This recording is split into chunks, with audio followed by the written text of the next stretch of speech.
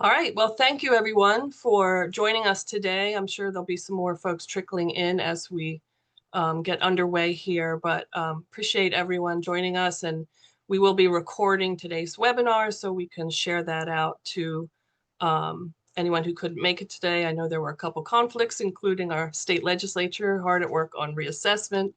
My name is Dee Durham. I'm the county council person for District 2 in Newcastle County. And I want to thank our co-sponsors for today, our Newcastle County Land Use Department and Newcastle County Administration, first of all. My council colleagues, Valerie George and Brandon Toole, are also co-sponsors today.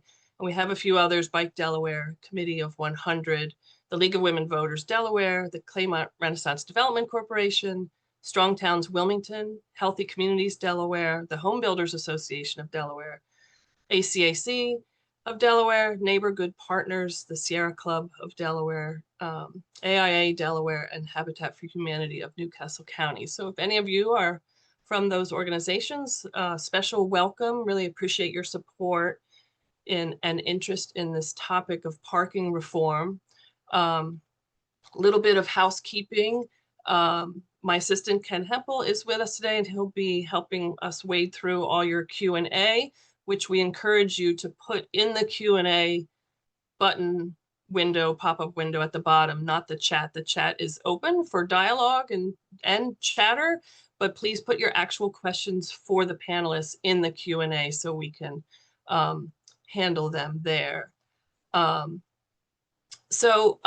Real quick, I just wanted to say that I'm sure everyone here knows the Joni Mitchell song about paving paradise to put up a parking lot. But you know, we're here today to figure out how to address that and how to how we can do things better moving forward in the land use arena. So I want to give a special shout out to James Wilson from Bike Delaware for bringing this all to my attention and getting me on this road to learning more. I've delved into some of Strong Towns' work in this arena and just was really wowed by it all. And then through them and their annual conference, got to know the Parking Reform Network. So Norm and Daniel are both here today representing those organizations. I'm sure you're going to hear lots today about how it's a win-win for us all in many ways to reduce parking minimums and just, you know, not be building excess parking when we don't need to. Many other cities across the country and local governments have already taken steps, so we're not talking about inventing the wheel here. In fact, Kent County to our south has already done this about a year ago, and they did it because they just saw over and over again how it was slowing development projects down by needing to, you know, constantly come in for variances to request less parking because they know how much parking they need. Why build more if you don't have to?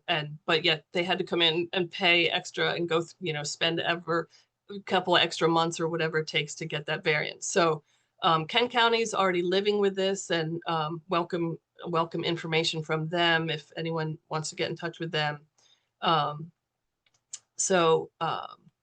Going to move right into just quick bios on our guest panelists today. Daniel Herriges is with the Parking Reform Network, the policy director, and works all over the country to educate the public about the impact that parking policy reform can have on climate change, equity, housing, and traffic. And in partnership with allied organizations, PRN accelerates the adoption of critical parking reforms through research, coalition building, and direct advocacy.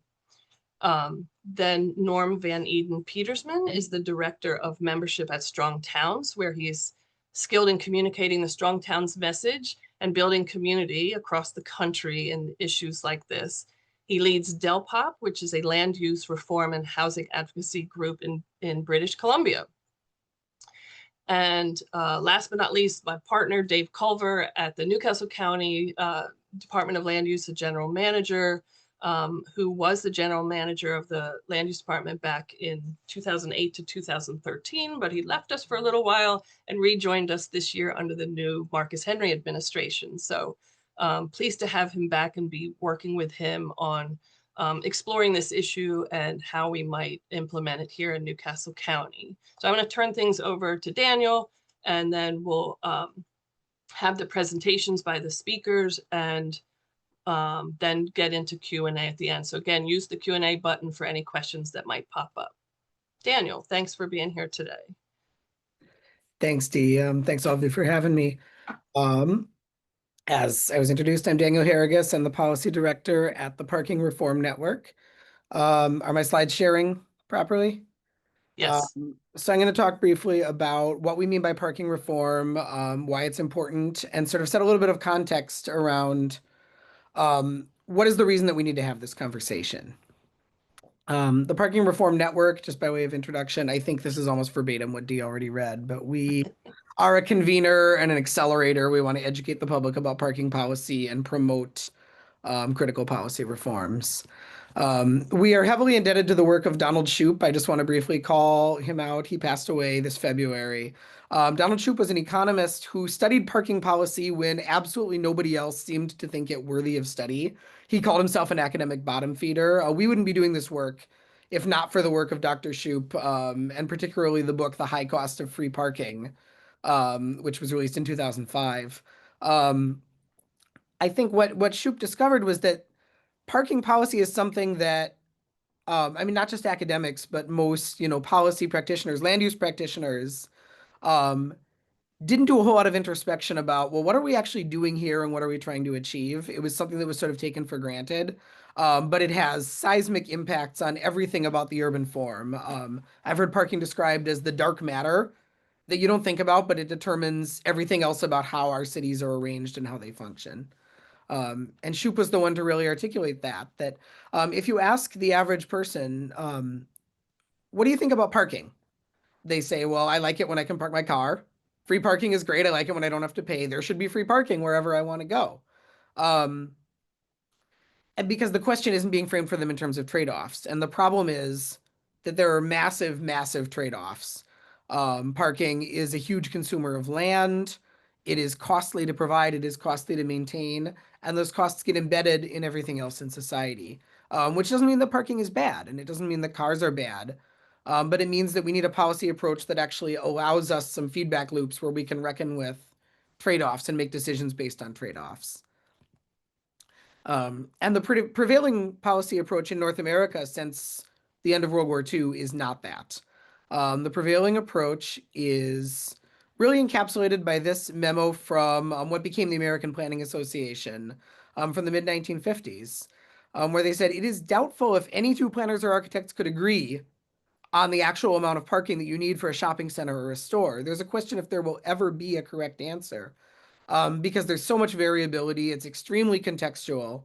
And so given that, but given that we've got this problem of everyone suddenly has cars and wants to drive and park their cars, what do? We're going to err on the side of maxing out free parking. One of my clients believes that space should be provided for all the cars that go to a plaza or shopping center during the rush hour on the day before Christmas. Or at Strong Towns where Norm works, we talk about Black Friday.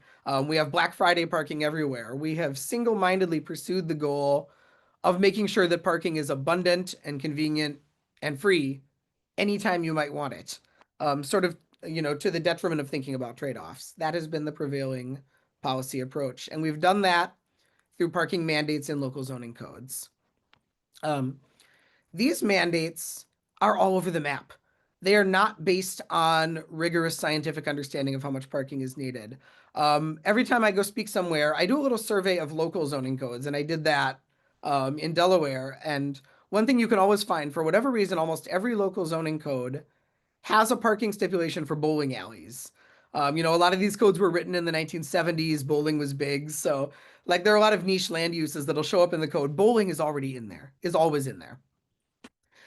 These are some sample bowling alley parking mandates in your part of Delaware, ranging from 2 per alley in Wilmington to 4, 5, 6 per lane in Ellesmere. Now, what is it about Ellesmere that people going bowling there need 3 times as much parking as people going bowling in Wilmington. You can do this for other uses. Funeral homes, again, just a quick survey. In Delaware, we find huge variation in the parking requirements. You can do this for laundromats, you can do it for movie theaters. Because what we're getting at is that these codes were written in kind of a reactive way. They were guesswork, they were often copy pasted from one community to the next. Um, and they were generally written, initially they arose from the goal of let's just make sure everyone provides enough parking that you can drive your car somewhere and you can park on site, off street, wherever you want to go. Um, but the actual, people will refer to, parking standards. We have to respect the carefully developed parking standards, and in most cases, the actual parking requirements in most communities were developed with about as much rigor as reading tarot cards. Or maybe to go back to the bowling alleys, you could roll a ball down the lane and see how many pins are left standing, and that's your parking requirement. And you would end up with something that looks a lot like this. Um, and you can find some parking requirements in almost every local zoning code that are so prohibitive that nobody's even going to build that use. A skating rink in Townsend requires one parking space per 100 square feet. Now, 100 square feet is a 10 by 10 square, and people usually aren't driving alone to go skating. So that is a very, very crowded rink. If you try to match up parked cars to space on the ice, people are going to be crashing into each other. A haunted house in Gilbert, Arizona requires one stall per 100 square feet. I can assure you nobody's building a haunted house in Gilbert, Arizona. A parking stall itself is a minimum of 300 square feet, including drive aisles and access. Carver, Massachusetts, a cemetery requires one parking stall per 8 occupants. And yes, we contacted them to confirm that occupants refers to the deceased. You can find all sorts of kind of strange examples, often with sort of the veneer of scientific authority that comes from precision. So you can go to Woodbury, Georgia, which is a small town a little bit outside of Atlanta. A hospital has to have 4 stalls per bed plus 0.72 per employee. Now, I can't do the forensic, planning history to understand what was the thought process behind this mandate.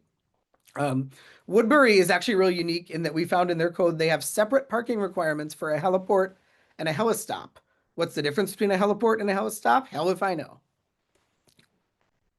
It's fun to laugh at these requirements, and we always kind of lead with that.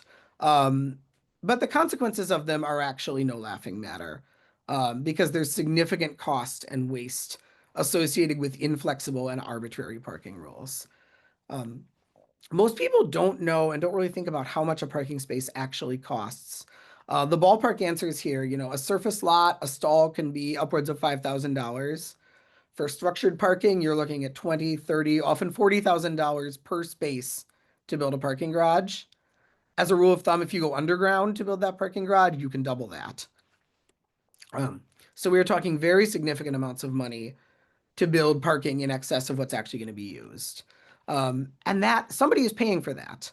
Somebody has to recoup that construction cost. A rule of thumb that builders will tell you is that $1,000 in construction cost is $10 in monthly rent. That $40,000 parking stall in your apartment building's garage, that is $400 in monthly rent that is being passed on to the tenant. And what it actually means in practice is there are a whole bunch of potential housing projects that don't get built because they are not financially viable once the cost of the parking is factored in. Parking takes up more space than we often acknowledge or really grasp.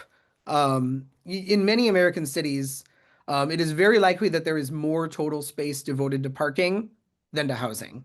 I've seen the statistic for Los Angeles. I've seen it for Kansas City, in both of those places that is the case. You can do the side-by-side comparison. At least 300 square feet for a parking stall, 600 for two.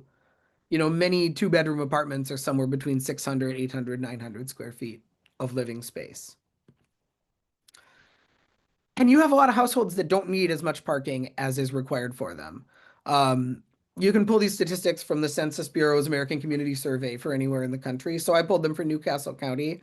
Your renter households, more than half of renter households in Newcastle County have 0 or 1 vehicles available to them. So, well, yes, most people own a car, and if you own a car, you're going to park it while you're sleeping at night in your apartment building. But most renter households don't own two or more cars, and there are places where you have to provide two or more parking spaces per apartment. There are communities where that's certainly the case. You are requiring parking be built that somebody isn't going to be using, and someone is paying for that. Owner occupied households, even for owner occupied, you have more than 30%. You have about a third of households have zero or one vehicles. Um, and in my survey of Delaware communities, you have a lot of places where the parking mandate on the books is not aligned with that reality. Again, it's not about one size fits all, but it's about, do households that are car free or car light have the option of obtaining housing that doesn't come bundled with parking that they don't need and don't want? Non-drivers are everywhere, even in communities where the vast majority of people are using a car to get around. You have children, you have some senior citizens who don't drive, you have people who cannot afford a car, you have people who are disabled and cannot drive. You have something like 30% of the American public, when you put those categories together, who don't drive, even in car-dependent communities. Um, and non-drivers are particularly affected by the way that an abundance of parking spreads out the urban form and actually makes it much, much harder to go about your daily needs without a car. You can look at just what happens when you start requiring parking for commercial uses here, one space per 500 square feet. Again, when you see these numbers, these ratios, 300, 200, 500 are common in zoning codes. As a rule of thumb, think about that parking space as being 300 to 400 square feet. So once you get down to one space per 250, in most Delaware communities that I looked at, commercial uses, office uses, retail, restaurants, you have requirements on the order of one space per 200 square feet. You are literally saying in your code, the parking must take up more space than the business, more square footage devoted to parking than to the business. And for someone who's trying to walk around that community, you're spreading everything out. You're making the distances really prohibitive and the environment dangerous and unpleasant. We've mandated automobile scale in our communities through parking requirements more than any other single mechanism. Here's Middletown. You can see the historic, kind of the core Main Street area. Look at count the number of local businesses, the number of uses, the amount of kind of economic activity in the image on the left versus the one on the right, which is very close by, about less than a mile away, but in a post-war kind of auto-oriented context. Um, You've got the scale issue, and you've got the ability to navigate the environment. You can look at downtown Newark, Delaware on the left versus a much more suburban post-war area of Newark, Delaware, where if you live in those West Knoll apartments in that image on the right, you're not walking to get sushi. You're not walking to go to the gym. That would be an incredibly unpleasant walk. You're probably getting in your car and driving across that street. Um, Parking consumes more of the land area of our communities than we realize. At PRN, we've created maps. We have at least the largest 100 US cities, plus some community generated maps covered. We don't have any for Delaware yet. I would love to change that. But you can see just how much of the surface area in your community is actually dedicated to parking. And you can think about this in terms of local financial productivity, in terms of tax base. I think Norm will probably talk more about that issue, but um, all the actual destinations, the places where the economic activity is happening, the stuff that's not red has to pay the freight for the stuff that is red. Parking is infrastructure. It's necessary infrastructure. As long as people have cars, they have to put them somewhere. But it is something you have to make up for. It is a cost from the financial perspective of your community.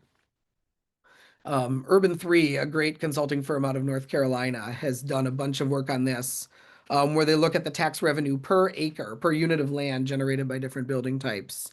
And you can see very clearly, a lot of what's driving the density in these examples is how much land is being devoted to parking.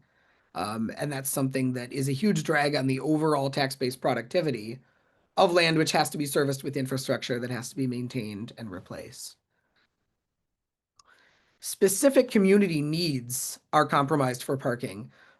This is Melissa Bruce. She ran a senior care home for end-of-life care for people who were terminally ill in Oregon. She had a 12-bedroom home. She had a waiting list. She had a 5-patient limit in her 12 bedrooms that was driven by the parking requirement. This is end-of-life care. Her patients don't drive. Um, but they had a code that required more parking than she could accommodate on site. And some of the parking she had on site, because cars were parked in and they had to juggle in order to get out to the street, it didn't meet the requirements of the code. She had to close this facility for which there was huge demand. There was a waiting list. Um, Childcare is a crisis all over the country right now. It's scarce and it's too expensive. And we see the same thing. It's easy to come up with examples of childcare facilities where the parking requirement is really, really prohibitive for operating or for expanding. This is a case study by the Sightline Institute in Washington. Dana Christensen was a daycare center owner in Southern Washington who successfully owned a center with 8 parking spaces, wanted to open another one 2 miles down the road in a different jurisdiction, was going to be required to have 32, 2 parking spaces per employee, and couldn't do it. Um, so parking isn't bad. Parking is great. We drive cars, we want to park them. Parking is our access to everything we want in the city. But excess parking undermines other goals that we may have as a community. Um, Really, really common goals that your community might have that you might see articulated in like a comprehensive plan. Reduce traffic congestion, increase housing availability and affordability, reduce greenhouse gas emissions, polluted stormwater runoff, reduce that. And economic vitality, support mom and pop businesses. And parking has detrimental impacts on all of these things when it is mandated in an excessive and inflexible way. And it creates a feedback loop. More parking is really, really directly correlated with more traffic, which demands more car infrastructure, which makes it more difficult to get around without driving and parking in a vicious cycle. Parking perpetuates the need for itself. You look at a suburban environment where you have several destinations, which, if you're in a pre-war downtown, you can park once and probably walk to all of those functions. If you're in this post-war pattern where the parking is attached to every single individual use, now all of a sudden you're probably driving between these destinations, and each one you are using a separate parking space. So you don't have to be anti-car or think that everyone should bike and walk and take buses to recognize that there are ways we can think about how parking fits into our community that get out of this model of we want to maximize parking availability for every single business, every single residence, every use to make sure that no one ever has to park on the street. Um, Donald Shoup, like I said, our work is really indebted to his. The Shoup doctrine consists of 3 pieces. Eliminate parking mandates, arbitrary, inflexible, harmful, costly. Where you then have a lot of demand for parking at the curb, you can use pricing to manage that occupancy. There are a lot of places where you don't, especially in a suburban county. There are a lot of places where the market price of parking on the curb is and should be 0 because you don't have a shortage. In downtown areas, in business districts, you may want to look at pricing to manage demand, or create the signal for the private sector to do that. And you can use the money from that pricing then to invest in mobility, streetscape improvements, quality of life in the district where it is being spent. Parking mandate reform is a rapidly growing movement, exponentially growing. The first US cities to eliminate all of their off-street parking mandates were Hartford and Buffalo less than a decade ago, 2017. We've now documented 97 US cities that have gotten rid of all off-street parking mandates. Delaware is not on the map yet. You got a couple in Maryland and Virginia that are your closest peers. And this is not just a big city thing. It's not places that are transit rich. There are 48 cities under 50,000 in population that have gotten rid of all off-street parking mandates. There are statewide reform efforts, often driven by the high cost of housing. Just this year, Connecticut passed a bill that would have eliminated residential parking mandates statewide as part of a housing omnibus bill that ended up being vetoed by Governor Lamont, largely over some different provisions about fair share requirements. Washington passed a bill that eliminated parking mandates in cities over 30,000 people for uses like childcare, senior care, affordable housing, and also for small homes and small businesses. Montana did something very similar. There's a live bill in North Carolina right now that would eliminate parking mandates statewide. It was sponsored by Catawba Riverkeeper, a water quality organization, largely over concerns about runoff and pollution and watershed quality. That bill passed the North Carolina House by a unanimous vote. It has bipartisan sponsorship. It will be taken up by the state Senate in the new year. North Carolina has a 2-year session. Our position on parking mandates is that governments should mind their own business when it comes to parking. And that is not actually that's not a pure kind of hardcore laissez-faire position, because it turns out that local government's business can be pretty expansive. Parking management, especially in the public realm, is the government's business. And there are lots of tools that you have. As needed for health and safety concerns or traffic flow, you can restrict parking at the curb on public streets and ask private developers to, respond to that reality. You can set time limits. You can have permit systems to ensure that residents can park near their home. You can charge money for on-street parking where there is high demand. You can regulate design to address the externalities of parking, the ways in which it degrades the environment. You can require ADA accessibility, even be above and beyond the ratios that are stipulated by the ADA, which have to do with, of the amount of parking that is built, something like 2% of the spaces.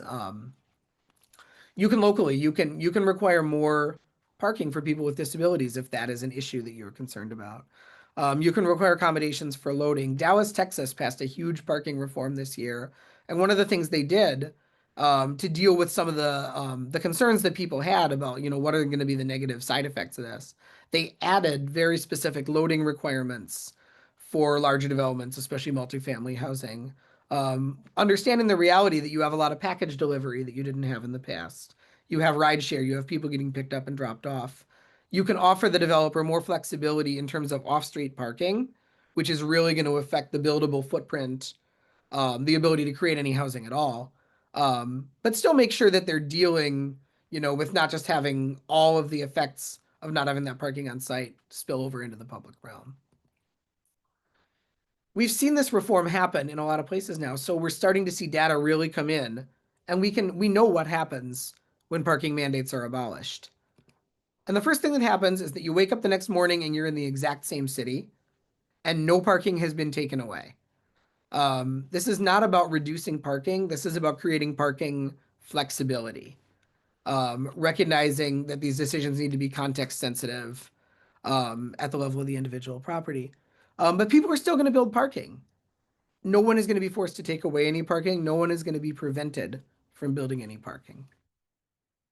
But what we see over time is a bit more of what we want and a bit less of what we don't, which is excess asphalt that's not getting used.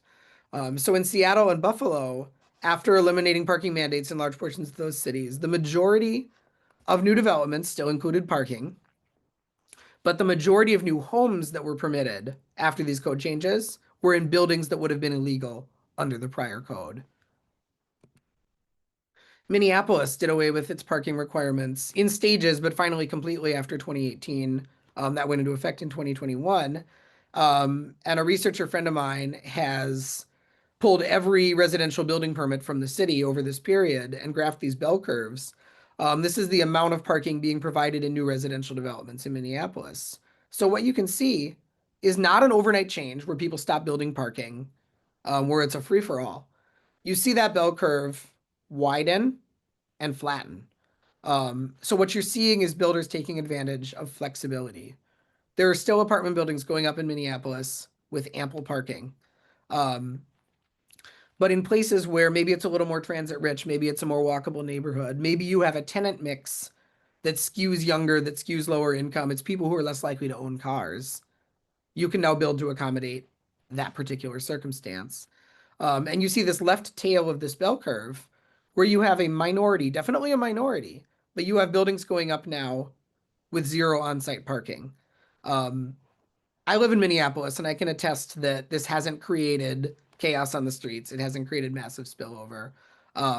These are going up in places where they're context appropriate. A residential lot where someone can now build like an eightplex that never would have existed otherwise. They're providing badly needed housing. Their tenants either don't have cars, or they find parking on the street, or they contract for parking in a garage. You're creating options that serve a niche that wasn't served in the market before. You can do a lot more in the same amount of space. You can have more economic activity, more community amenities, more wealth production. when you do away with these requirements. You can provide more abundance of housing, different housing types, missing middle housing, small scale infill, backyard accessory dwelling units, backyard cottages, have exploded in places that have done away with parking and other requirements that really made them prohibitive. Especially on the West Coast, we see this trend. Um, and they're serving a huge need for young renters, people without a lot of stuff, for seniors looking to downsize but not have to leave their neighborhood. You can redevelop excess parking in suburban strip mall kind of shopping plaza contexts, build on part of that parking lot, do little out parcel structures. This graphic comes from Monty Anderson, a really visionary developer that I know down in suburban Dallas, Texas. Redeveloped Wheatland Plaza, a sort of decrepit failing shopping center in Duncanville, massively increased the value of the property by building on these outlots, which he was able to do by getting a parking variance. Ultimately, it allows you to plan for what you want, which really isn't, no matter what kind of place you are, it isn't huge streets and traffic. It's activity. It's places where people want to be, businesses that serve your community. Allow the flexibility for people to make those small bets. I've gone about a minute over, so I'm going to wrap it up by just saying thank you for your time. Again, we're the Parking Reform Network. You can check out our social media on our website, or you can contact me. My email I forgot to put on here. It's daniel@parkingreform.org. Thank you. Excellent. Thank you so much, Daniel. And I love having conversations with Daniel. He and I have enjoyed that over the years, and good to hear that content as well. I will touch on some things that I believe are going to be very complementary to what Daniel has shared, and I hope to be of value for you as well. I'm Norm with Strong Towns, and I want to begin with just a core insight that there is always, as Daniel expressed, a market requirement for parking. Yet in municipally imposed requirements commonly miss the mark. And this is just one of the errors that they introduce into the system. And I'm going to borrow that language of they strive to be precisely wrong, with the best of intentions, and yet with the worst, or with considerable outcomes as we think about it. And so if we acknowledge, as Strong Towns does, that our communities are organic ecosystems, they're always shifting, they're evolving, we then can acknowledge that a market requirement is actually something where risk is put on property owners to either get it right or to get it wrong. This is a development in the background in my hometown of Lethbridge, Alberta, up in Canada, and their project was dictated first by the scope and skies of the parking availability. In order to provide rental in this area, they had to basically devote the vast majority of the site to this significant site. And the question is, would they have made the calculated risk or taken the calculated gamble that there would be opportunity if they were to provide more housing and maybe do so at the expense of some of the spaces that were otherwise being set apart from this? There's always a market requirement for parking, but we stifle innovation and adaptation with municipally imposed requirements, especially when they are inflexible. Or if you're in a community where you are frequently waiving those parking requirements, reducing them, ask the question, is it even necessary for us to have this? Or could we have these good faith conversations with people that are looking to invest and build within our communities? Could we have good faith conversations with them so that they would acknowledge and understand, oh yeah, I do intend to provide parking. It simply won't be in the scope or the scale that is required by the requirements for the bowling alleys or whatever, cemeteries, other spaces. Again, there's always a market requirement. So this is not saying no parking, but it does say that parking mandates apply uniform standards to distinct parcels and context. And I love the examples that Daniel has shared there. And therefore, we would say that you need to place the onus on the property owner to correctly estimate need. When we take on the risk as the public of calculating exactly what the requirements are, we are also removing the ability for someone to be able to work within their existing envelope, work with their existing resources and say, I'm interested in trying something different.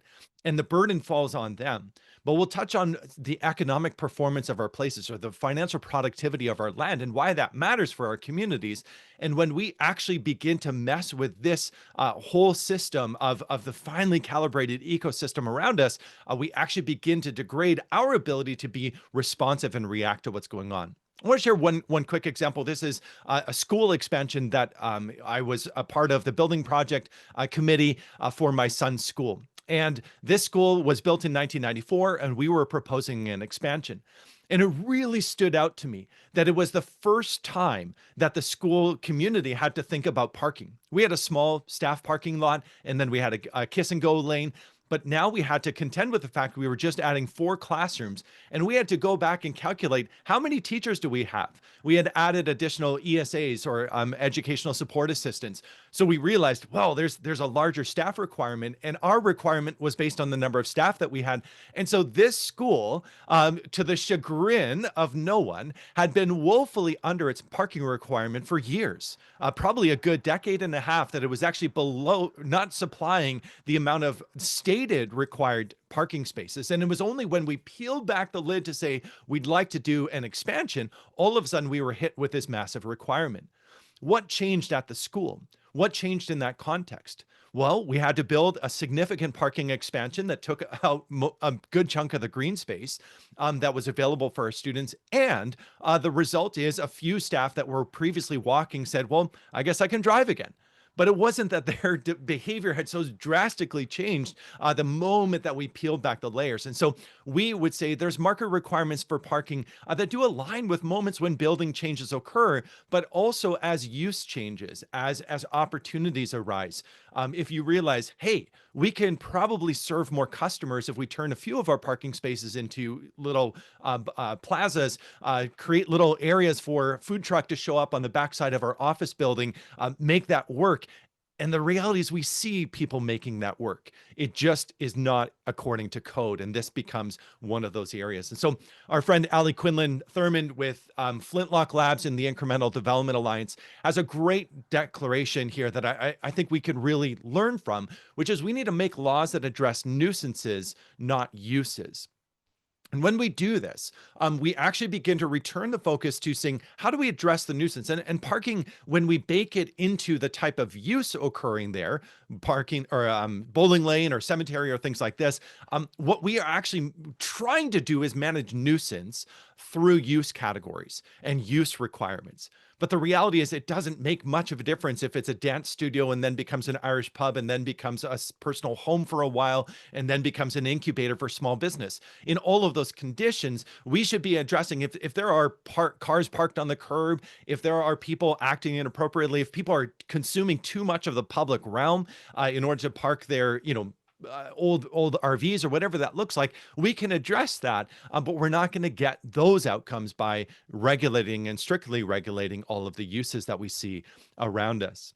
And the reason why we're so passionate about this, the reason why this is one of the 5 core campaigns that Strong Towns is seeking to make progress on in order to unlock the potential of our communities, is because land as a core principle for us is the base resource for building lasting prosperity. And it must not be squandered needlessly. And if we take a look at what we've done with a lot of the available land within our city bounds, this is a more densified area, but you can see the significant consequences in Sunnyvale, California, of providing ample room for that which does not actually generate lasting financial productivity for our communities and represents a significant opportunity cost. Many other things could have been done with this land. And yet now, because of standards and the application of this style of development, it means that it's going to be very difficult to provide any version of retrofitting of these spaces to catch up, to make this available. And so as we think about the consequences for our community, I want to share, and I can link to the study that Urban 3 did for the Eastern Shore, Maryland area, which is just adjacent to you. If you look at the development pattern, you can see the way in which land was being used for human settlement and then also for farming, and you would have other industries. And a lot of the area pre-1952 was left in an undeveloped state or in a natural state. which worked with the fact that you are that for Eastern Shore, Maryland, but also for Delaware, being near the coast, you know that there are areas that are suitable for human habitat, other areas that are marginal, and then other areas where, I mean, the ocean does strange things, and storms come and go. And as we contend with the fact that there is now the increasing likelihood of sea level rise, we have to contend with the fact that where we build really matters. I grew up in southern Alberta where we had to make sure we weren't building on floodplains. You think of various risks that are present. And one of the challenges that we see is that after 1952, much of the development across the Eastern Shore, Maryland district began to sort of spread out in areas that previously had not seen much development, which we would expect, but at such a low level of concentration of activity that the dispersal of all of the residences, the dispersal of where people gathered and lived, as enabled by the automobile, resulted in, on a per acre basis, the taxable value dropping significantly. You can still see those original areas where the older generations of people had said, we need to build, we need to conserve scarce resources, let's use the resources that we have available to us really effectively.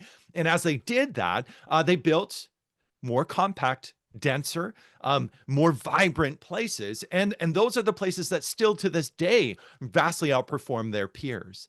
And it's not just because they're old, it's because they actually carry within them the capacity to build lasting prosperity.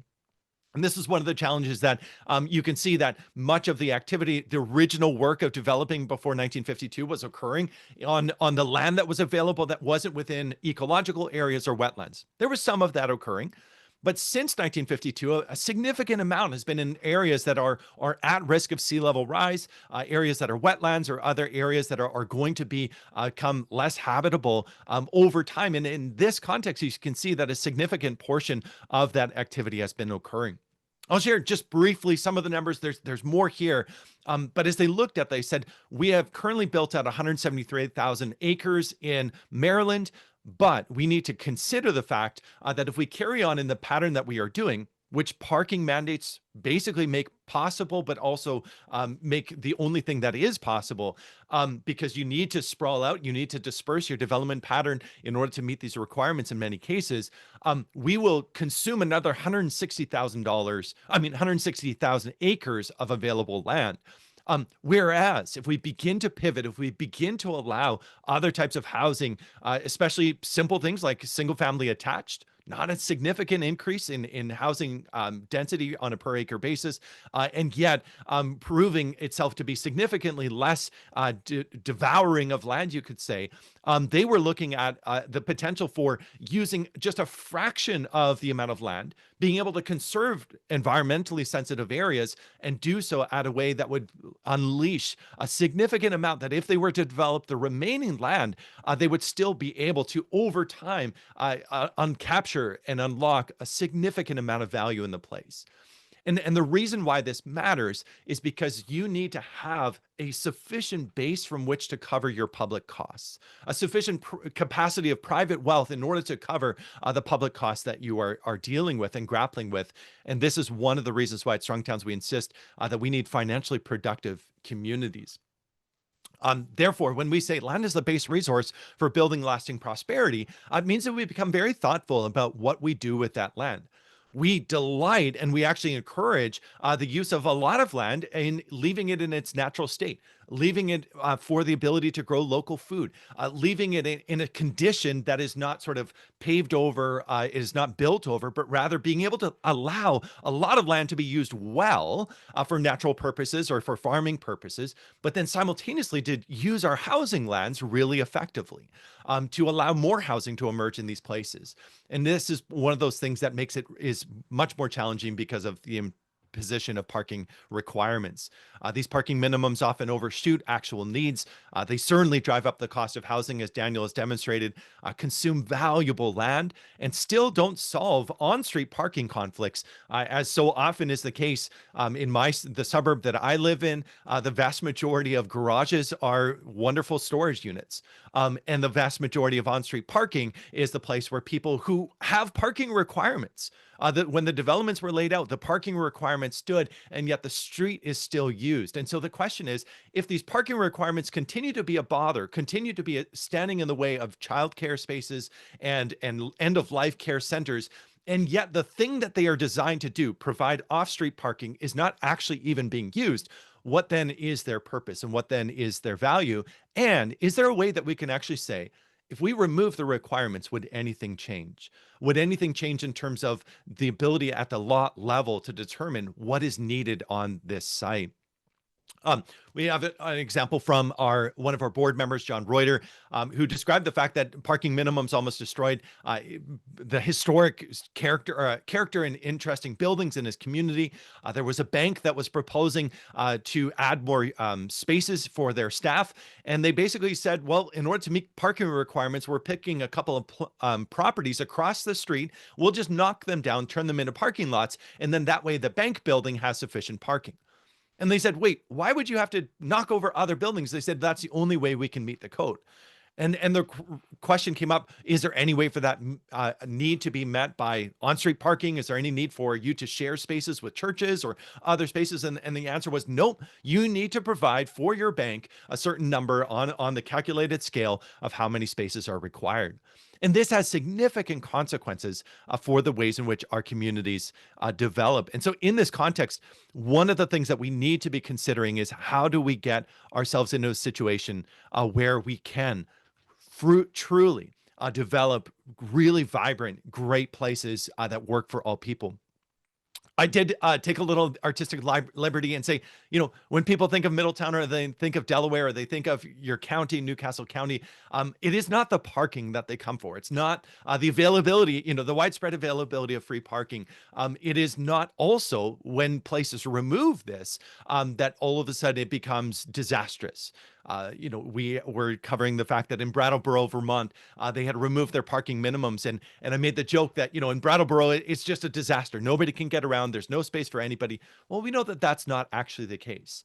And so one of the things that we often will encourage is take action on the smaller things. Take action on the things that have a ripple effect, but are not, massive public, like knock down, drag them out of debates, because this is how we make that progress to becoming more financially sustainable, more suitable as human habitat, taking on all of these things together. And so land, again, is the base resource for building lasting prosperity. Be ever so discerning about what you do with that land without squandering it. I want to touch on it as it relates to housing as well, because one of the challenges that a lot of housing, small-scale housing development faces, one of the reasons why a lot of lots need to be assembled before they can then, or let me back up. One of the reasons why we don't see as much of the single lot development that we would like to see, sort of taking an existing home, modifying it to allow for a backyard unit, or modifying it to allow for a second story to be added, or a third story perhaps, depending on height limits in your community. In that context, often local developers are saying, well, I can't make it pencil if I have to provide all of the required parking. In contrast, we say you need to find ways to allow these types of projects to proceed, these types of builders to take stock of what the existing asset on that site is, and to say, we'll build accordingly. So if you know that as the builder, you're not going to be able to provide 3 parking spaces for each unit, or 2.5 per unit, what you will do is you will make some of the units smaller, more suitable to people that want to live, pardon me, a car light lifestyle, and take on other opportunities to really capture, hey, the primary home is going to have the parking spaces. The remainder of the home of the home sites are not. Those are conditions. Those are terms that people can live with if they're imposed not by the municipality, or by the county, but provided by those that own the property, those that work with the spaces. Why does this matter? Because incremental development matters. Incremental development, and this is building out homes and housing units to the next increment in all neighborhoods throughout our communities, allows wealth to stay in the neighborhood. It also uses infrastructure that already exists. Give thought to each project that's been driven away, or each project where someone said, I was ready to do it for my grandmother, and then I hung my head and said, I can't get this to go. And parking requirements are not a non significant reason why people abandon projects. I'm looking at developing a nonprofit housing co-op in my community, and the two things that we are going to have to be going to the city to get their permission to step back from are setback requirements. We have to be able to build closer to the street, because that is going to be necessary in order for us to be able to fill a sufficient amount of the site with housing without having to squander backyard space and all of the things that we know and love. But the other core one is we're going to have to require a limiting of the parking requirements, in part because as a nonprofit housing co-op, we are going to be providing spaces for seniors. We're going to be providing spaces for young adults that are just getting started out. We have access to transit. Our village area is in walkable distance. So we know that these things are possible, and we want to take that risk. That as a nonprofit housing co-op, we think that members will join us even if they don't have an assured parking space, and even if they are charged a fee for the privilege of having a parking space for the times when they need that vehicle. This is how we also can bring this into our existing neighborhoods, building on the infrastructure that already exists, healing those gaps that are left behind, expanding housing opportunities in ways that fit the block, not disrupted. But the challenge that a lot of our developers that we've talked to, or I mean, developers is too big of a word. They're just builders. They're local investors working on small scale local projects. And they said, we're not asking for handouts.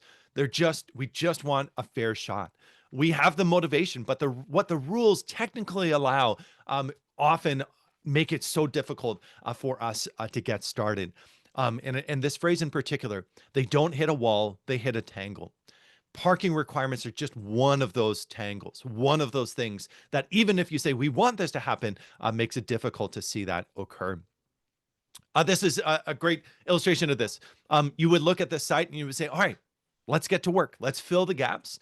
And if we can fill the gaps, as my colleague Edward has illustrated, we would be able to see a significant improvement of the general productivity of that space.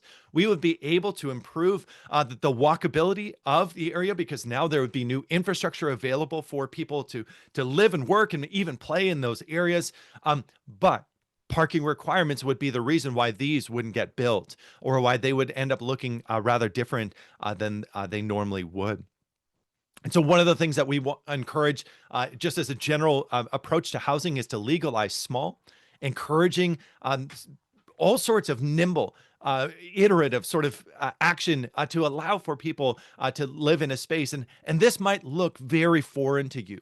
But then go and look at any of your historic areas. Look at any of the initial settlements. Look at any of those places where small sheds were available. And people will struggle. They'll say, well, I wouldn't want to live in that. But others are willing to. People are willing to live in a 300-foot tiny home. What if we allow something slightly more settled, something more secure? The great irony in my community is that because of parking requirements and other types of requirements, we have a fantastic tiny home manufacturer, but none of their product is allowed to be lived in our city. That's wrong. We should be able to turn back from that. And a key part of this is because what small projects, small scale development, small work within existing neighborhoods does is it actually unleashes a whole new wave of people that are ready to take up the charge of saying, how do we make our community stronger, healthier, happier, with homes for all? Ever so quickly, I'm going to touch on the fact that we have, identified one of our members is in Greenlee County, Arizona. Greenlee County is a largely undeveloped area, but even still, they have very specific zoning regulations and parking regulations within that. And the question is, what is it that they are doing? How is it that they have said each of these little sites, we know exactly what that site will require in order to conform with our standards? How is it that we have capped or made it difficult to be able to proceed when people say, well, I don't want to have to add in these additional parking spaces, or can I do it in gravel, or can I do these other things? And the response is often, no, that's not permitted. They need to follow specific standards. And so one of the things that you can do, if you believe that you actually have a lot of wisdom in your code, is to simply turn shall to should or may. This is a recommendation that emerges from the city of Norman, Oklahoma. They said, we have parking requirements. We actually think we were kind of right about them. So what we will do is say most development should, or projects should have this these types of parking almost like an advisory, but it wasn't required. And where market conditions gave them the confidence to be able to turn back from that, they said, "Hey, we're going to build this project with less." And the result is Norman is now starting to see more investment, more opportunity emerging within our places. And so I had a few more thoughts on things like parking benefits districts, but I'm just going to pause there because we've got some great questions for Daniel and we've still got Dave coming up as well. So thank you very much for your attention today.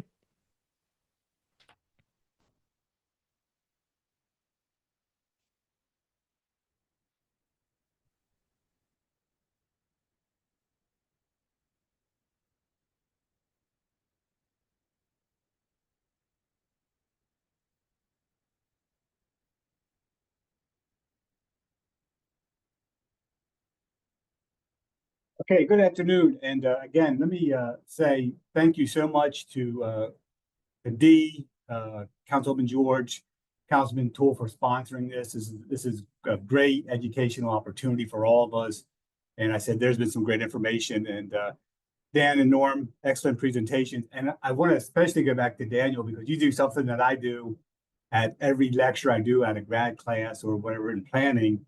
And I always tell people, go back to some of the small towns around you and grab their zoning code and read it, and you'll see what the issue of the day was when they passed it. So I worked at one small town and they had a problem with pool halls. And there was like 5 pages of regulations on pool halls, but there was no pool halls in town. Another one wrote theirs in the 80s, and it was all about video arcades and how the kids can be there and all this. And there was no video arcades in town, and nobody ever changed their code. So when these opportunities come up, this is just a great chance for us to start having that opportunity to go back and look at things in our code. And you hit on several of them with bowling alleys and car washes and some other things that are just overly regulated. And we really don't even have those issues anymore. So I really enjoyed that side of it. Hopefully my screen is up and sharing. I just had a couple quick comments to make on the parking standards. And over the past several years, the general managers and the land use department did adopt, with the support of council, some ordinances that started to address this issue. Dave, Yeah. sorry to interrupt. You'll have to share your main screen because right now we're seeing your staff meeting Zoom call. I thought I hit the right one. Hold on.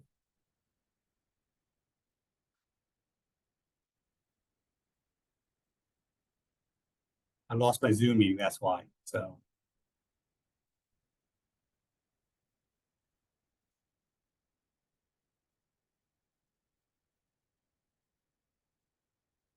let me jump back and I'll go back to that. And I'll go through them because for some reason it's jumping me on screen to screen. So anyway, just quickly going through it. We did 3 ordinances recently, and the first was in 2018, and that kind of changed the loading standards for the various, and I have someone working on my screen share at the same time. So I think I just lost my power. Let me try it one more time.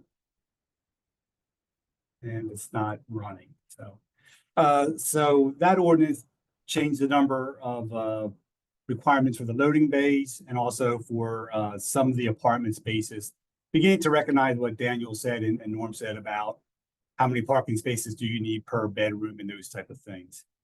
In ordinance 20-071, there was some changes to the adaptive reuse through Councilman Durham's direction that also helped with parking for historical structures and when they change over to offices. And we also did an ordinance in 24 that also talked a lot about the multifamily conversions, the TOD infills, some of our redevelopment standards that greatly reduced it, and also some of our redevelopment projects and parking reductions within the commercial corridors. We are looking at a lot of these different options now, and we see a lot of potential benefits in especially what you all were saying today, primarily the reduction of impervious surfaces. Because we are a larger suburban county, we do see a lot of these developers and uses come in that require far more or providing far more parking than is required. A lot of times that's because of, contractual obligations they have with an individual user, which I think you all just touched on. And what we're looking at is, hey, you get to a parking maximum, and after that, then you need impervious surfaces to improve the water quality, to improve the urban canopy.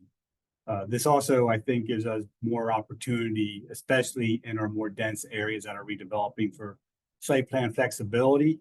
And this would allow that parking can be determined by a case-by-case basis. We do have currently in our code the parking demand and need analysis that helps people look at these uses and try to establish a better parking rationale, because a lot of these parking rationales, as you all noticed, were probably first developed in the 1950s with the first zoning codes, and they just kind of morphed into those type of, urban to suburban development clauses where everybody relied on their car. Shared use lots is another very critical area in this reform, and as we all experience, and I see several engineers and developers in the chat room, and we understand that there was a lot of issues with liability and maintenance and so forth, but there's also a lot of benefits if there's additional density that can be achieved by everyone within that region to do that type of development, especially when you look at those single families. And that last example was fantastic. Smaller lots, more chances to have small houses and other units on those lots, even bringing those lots up closer to the road to promote, some more traffic calming and giving more room in the back for additional units. And I said, one size doesn't fit all. And our code is a very specific code because we're a very large county and it has different options. And you have to go back and look at the older developed areas to the newer developing areas and try to see how these exactly fit in there. And that's a challenge. And I see that with several of the other council members that are on this call. Some of them do represent, like, the very developed, dense areas, and some of them represents areas that are still developing. I think Councilman Tackett, who still has some areas that are developing like that. So we have to try to say this is not a one-size-fit-all code anymore, and start to make those specific tweaks into those areas. And again, with those tweaks, I think you'll see that housing innovation. And the county executive's office and myself at Community Services are all working very closely together to start to craft some additional affordable housing legislation. And as part of that legislation, it is critical that we look at innovative housing and density, be able to provide that, as you said, both for our young adults that are coming out looking for those opportunities, people that want to age in place. And there's a lot of folks that are in that transitional time between families. And when we did the village and hamlet legislation, that's what they were supposed to do. And we're starting to see the fruit of that labor, but we have to continue to refine and make that better. You guys all hit on some of the potential risk, and that's what we were trying to discuss also, is that we have to make sure that when we do changes like that, that we don't have a negative impact on economic mobility without the proper transit. Now, and this is, most of the folks here are from Delaware. We do not control the roads. They are controlled by the state. DelDOT controls all the roads, except for the municipalities, a couple. They also control the mass transit. And it's a challenge to continue to say we had to find parking alternatives within street, but also providing additional transit opportunities. Regional rail, which is provided to us right now by SEPTA, was threatened several months ago with some funding cuts. DelDOT does have heavily subsidized that line already, but we have to make sure that when we start doing these TOD and higher density developments, that we provide not only transit opportunities, but transit opportunities to the right job centers to make sure that the better paying jobs and the better opportunities economically are available to folks so they can transport themselves to those job centers. We all know, especially in the older development parts of the county, when we do start looking at parking and we see overflow onto residential streets, we get to complaints. DelDOT gets complaints. I think every council member that's on this call or sponsored this has had these complaints of commercial businesses parking within residential areas. We are looking at specifically some of these areas where warehouses are being located, that trucks are not parking on these streets and disrupting the neighborhood. So again, every action we take, we have to make sure that we're addressing these other items to keep that quality of life very high for that. And the other thing is we want to continue to work with, and I said before, a couple of developers, a couple of engineers, that we're not necessarily overbuilding these parking lots. The example of we want to park every car on Black Friday and the day before Christmas is an older model. We know that doesn't work. We've had this conversation with several larger department stores saying, you just don't have that type of flow anymore. Why don't you do something more innovative with the rest of the space? That could be a great location for additional retail. Could also be the chance to also put in some more impervious cover, and also to increase your canopy, so we're providing more urban shade in the summer months to keep those areas cool. And that's all part of this overall. How do you balance this? It's very delicate. So we are very encouraged by what we've heard today. And again, for us to start creating some working groups with all these different folks to look at all those issues you brought up, to start to make these discussions more fruitful with requiring more pervious surface in these areas, to continue our parking studies, and also to look at our zoning classifications and start increasing those densities where appropriate when there's transit hubs. And when you look at, and I think Norm, you made a great point, when you start to look at the incremental development, to go back into older communities where you had the half-acre lots or the 3/4 acre lots, saying, hey, the water's there, the sewer's there, the sidewalks there, the roads are there, we can start providing denser housing and use that on-street parking option, and to use the existing infrastructure so it doesn't spread the cost out further. And one interesting point, because I worked in Maryland quite a bit also, a lot of the Eastern Shore development patterns and those type of patterns in other parts of our state were forced that way because the state would pass critical area laws and other laws that reduced the density to the point where you could have a townhome development or something that would share the ocean or the rivers. You weren't allowed to do it anymore. And that caused a lot of sprawl. And I think, the state of Maryland, and I think Pennsylvania, Delaware, New Jersey all went through that. They're revisiting a lot of those, saying, hey, let's look at this compact development so more people can enjoy the resources and we can better treat the stormwater and the other things that come with the roads and the driveways and the cars more efficiently to preserve those environmental features. So there's a lot going on there. I know we had a lot of questions and a lot of comments in the chat. So again, I just want to say we thank you for the presentation. It was excellent. And we look forward to continue to work with you and the folks on council and our various folks in the chat on coming up with realistic changes into our parking and development options throughout Newcastle County. Thank you so much, Dave, and of course, Daniel and Norm. That was just terrific information and eye-opening, really. So I don't know if you want to, if either of you want to respond to Dave Culver, and thoughts on Newcastle County and moving forward. I know there's been some questions in the Q&A about kind of our suburban situation with our housing stock, but open the floor back up to you guys to respond.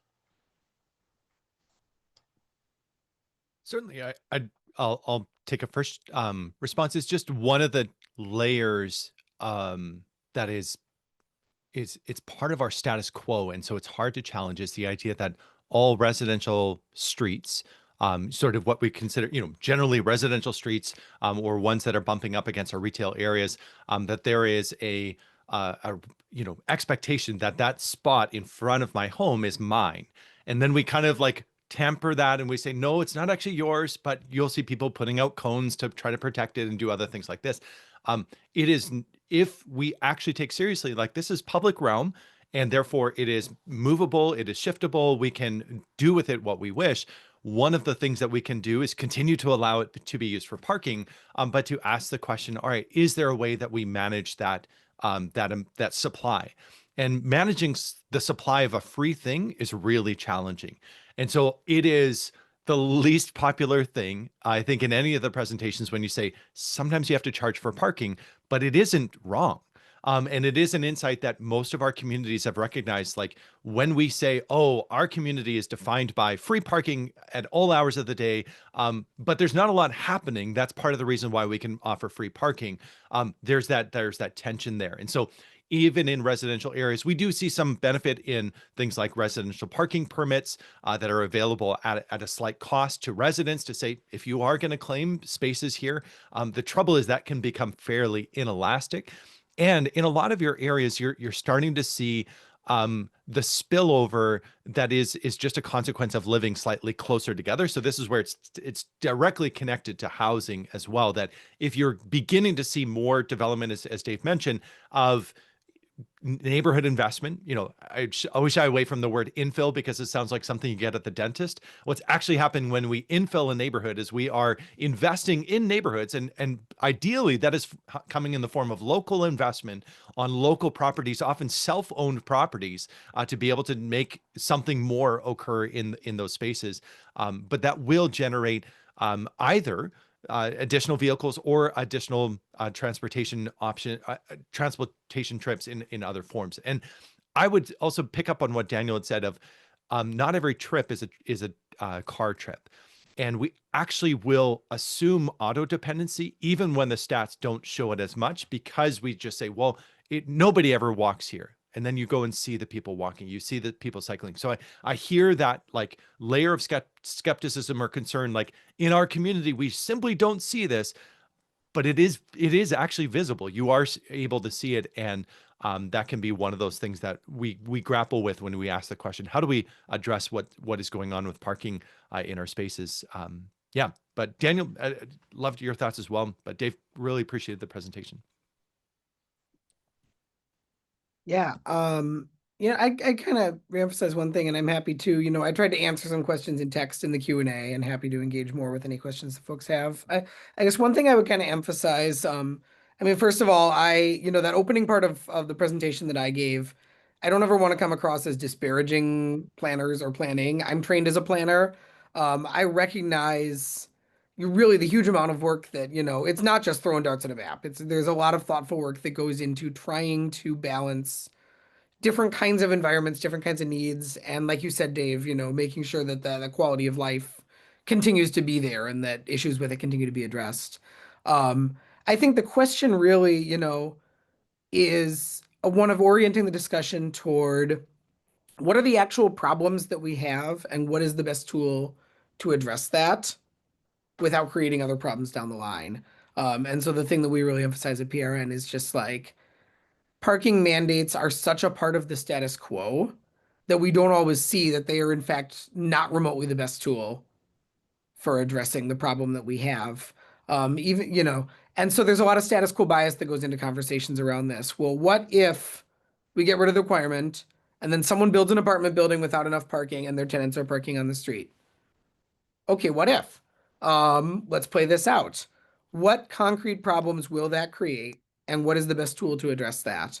And we're so in the habit of preemptively addressing it through this one tool of quotas that create all these externalities. So you can't, like things like snow plowing. What if we have people parking on the street? It's going to create some logistics that have to be addressed around plowing. Or if you have a commercial district that butts up against a residential district, that's a situation where you'll hear all the time, I don't want the tenants from the customers from these businesses parking in front of my house because they're going to bring noise. They might litter. If it's a bar, they might be stumbling back late at night. They might urinate on my lawn. Like there are some real there are quality of life issues that are real questions. Is the best answer to that question, let's make sure that every bar where people are going to be leaving that bar drunk has a whole bunch of parking so that they're not parking in front of my house. Well, wait a minute. So these things are contextual, and I'm not trying to come in here and sell a vision like we'll just get rid of the stupid arbitrary requirement and then everything's hunky-dory. There will always be nuanced trade-offs that have to be considered. But I think it's easiest if you think about what is the actual problem we're trying to solve in this context and what is the actual best tool. And one of the elements here to pick up on the both the question from Donald, but also from David is one, is there a market for um, homes without parking access? And undoubtedly there is. And we see this in small scale developers that are able to sell backyard cottages. And they say, you won't have a lot or a space to park your vehicle. And they're like, that's totally fine. We accept that. We see that and it's not just in deeply urban areas. We see this in suburbs. We see this in more areas. We see this, especially with the rise of rideshare and some of the availability of alternatives that make it just a little bit easier to maneuver in your community. But I also want to pick up on David's question here about the hospital situation, and this would be a situation where you might say maybe that hospital does need to build an additional parking lot, but that would be at their discernment and at their own cost, and it would be with the recognition that they probably should consider alternatives as well. So if their employees are parking at some distance from the hospital in order to preserve the available parking spaces for people that are coming in, patients and caregivers, in that context, is there anything that you could do to say, yes, you do have to park at some distance, but we've either got a shuttle or we've made the walk more decent. We've made it more dignified. We've turned it into a health challenge. Everybody loves those. You can create the conditions in which you say, let's actually modify the existing conditions, not by immediately going and meeting the demand for new parking, but instead saying, what if we actually create the opportunity for that walk to be more engaging, or for people to have a shuttle, for people to, have a collection of e-bikes that they just zip back and forth to their vehicles and back. There's a lot of really creative things, and we've just lost some of that creativity along the way in doing this. And so it is not. In fact, I would say to both Daniel and my presentation, where we showed large cities, many of them don't have strong public transportation. And so it is not because public transportation makes it possible. It's because transportation options are available. So there is always going to be those types of things that are suitable. And it can be asking questions of businesses in particular. Can you be good neighbors? So can you do things like remind patrons, if you are currently blocking a fire lane, go move your vehicle? Like there are elements like that. And I bring that up in the context of my son's school, where we actually started introducing, as soon as we started our building project, we also became hyper focused on being really good neighbors, because we knew that if we would be able to potentially come to the city and say, hey, we have a whole bunch of people that are parking at some significant distance and walking 5 minutes with their child to school. And it's a good 5 minutes each day that they get to spend with their child, just debriefing after the school day. We had other employees that said, hey, I don't mind, actually, I'll bike. And we made that possible for them. It did not work with the city. They didn't reduce our parking requirements. They weren't interested in even having that conversation. And so it came at some cost to us to still meet the parking requirements, even though those spaces are not actually needed. And it would be that question, is there anything that you can do to cultivate a sense of, yeah, if you can park further away, so that way those accessible spaces are never taken up. And there's even non-carded spaces that are still available for people that are nearby as well. Daniel, do you want to take up Fred's comment or the question there? Yeah, Andrew, I'd like to understand that question a little bit better about the targeting or favoring one project over another. Well, I will say there is a type of targeting or favoriting currently in our system, which are exemptions. So instead of having a system-wide sort of removal of these and saying you need to discern as property owners and as project developers what is going to work, instead what we will frequently see is some projects get the green light to remove some of the parking spaces, and then others are stuck with it. So with our school project, for example, we couldn't convince them because there was this idea, well, if we do it for you, we would do it for everyone. But then simultaneously, there were other projects that seemed to slide in under the radar. And it raises the question of fairness. It raises the question of what was that decision-making process that went into it. And if it's disputed at the county level or at the city level, who has recourse? Versus if you are not actually asking them to address that question for you. It actually frees up time. Project review becomes simpler if you're not doing the math on if there's a 0.15 calculation per space for guests, are we over or under on the number of available parking spaces? And if one of those is turned into a part-time amenity, we had a situation, they wanted to just install as an amenity a basketball hoop in the parking lot. But then the city planner said that basketball hoop actually has removed 3 of your parking spaces. And they said, no, people will still park. They'll just move their car. And the city of Delta said, nope, you have now turned it into an amenity. So is it an amenity or is it a parking space? And we said, it's a basketball court when it needs to be, and otherwise it's parking. And there was no going there. It was not permitted. And that's frustrating. And that doesn't help anyone. And I just had a very similar case where an owner had a large field behind their store. They just wanted to strip it out for soccer fields. And when they went to the town told them they had to put in 20 parking spots. And the guy's like, well, I have parking already. The kids are coming after I'm closed. And he ended up not doing it. And I'm like, and I went to the city officials. I'm like, this is crazy. It's just a field for kids to play and you don't need parking. And they're the type of thing that, and again, I saw some people saying some comments about transportation planners and some other things in the chat. That's the stuff that drives everybody crazy because it just doesn't make common sense. Yeah. And you got to put that back into this equation at some point. Yeah. I love that that came up because I'm literally going to be taking my 3- and 5-year-old today to play soccer in the parking lot of a brewery. They lay down turf on Tuesday after school and it brings in a ton of business.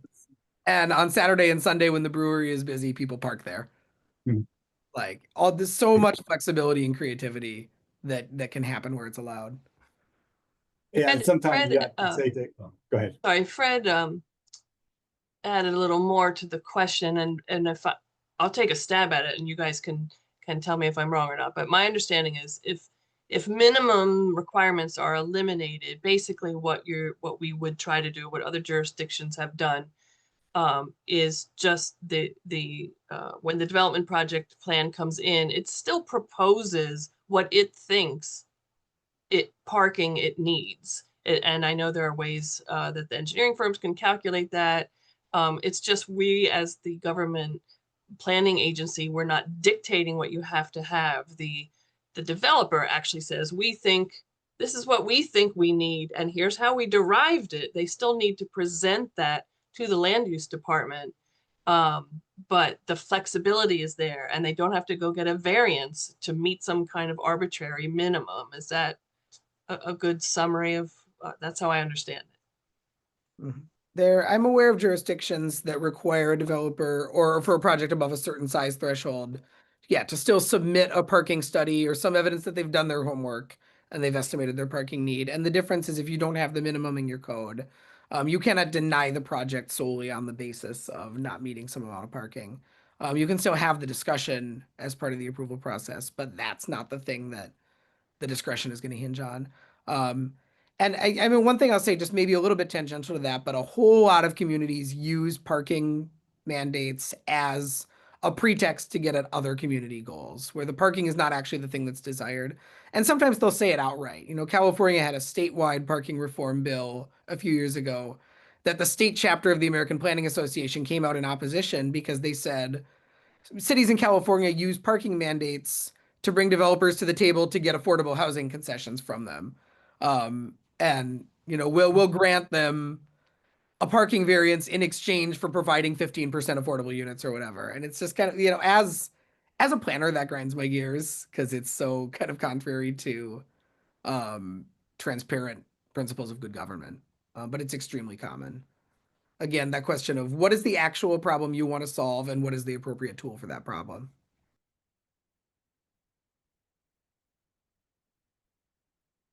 I just add one quick thought to what Norm said a few minutes ago. It reminds me of, some of you may remember when MBNA was in downtown Wilmington, they actually had incentives for their employees. I think it was like a $5,000 bonus they would give folks for living within, I think it was a 5-mile radius of the downtown headquarters, thereby encouraging people to, be within a walkable, bikeable distance to their office, and encouraging that to happen. And maybe I actually asked a developer who was coming in with a project if they would do the same thing, and my request fell on deaf ears. But Dave, I do think that's the kind of thing maybe we could do more of, to you know, try to move away from this auto-centric world that we live in.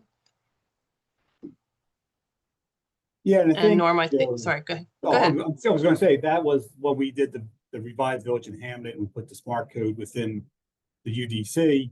That was the whole idea, is that we try to make these places like that. And I think we're seeing the success of that. Unfortunately, you know, there was a couple of those villages that were pulled out of that master plan just to do, again, straight out suburban sprawl subdivision. So it's really, you know, to work with those folks that put those pieces together in these village and hamlets, and to retrofit some of these older urban areas to then go back to that form of planning. And I think Daniel, he hit it right on the head when he said that is something that is a function of the market and education and working with people, not as a hammer to bring people to the table for something else, but as a care to say, we can do this together. Let's just put the pieces in place. Are there any questions still out there in the Q&A that we need to get to? I think we covered Fred's question. And please, everyone, because a bunch of the Q&A was answered in there, so take a look in there for the answers.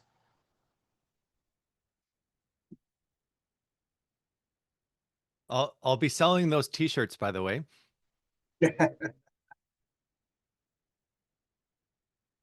All right, well, we're almost at time anyway, so if there's, I don't know if there's any last words of advice or wisdom that you have. And if not, I'll wish everyone a great afternoon and thank Norm, Dave, and Daniel for being with us today. Yeah, fantastic job, guys.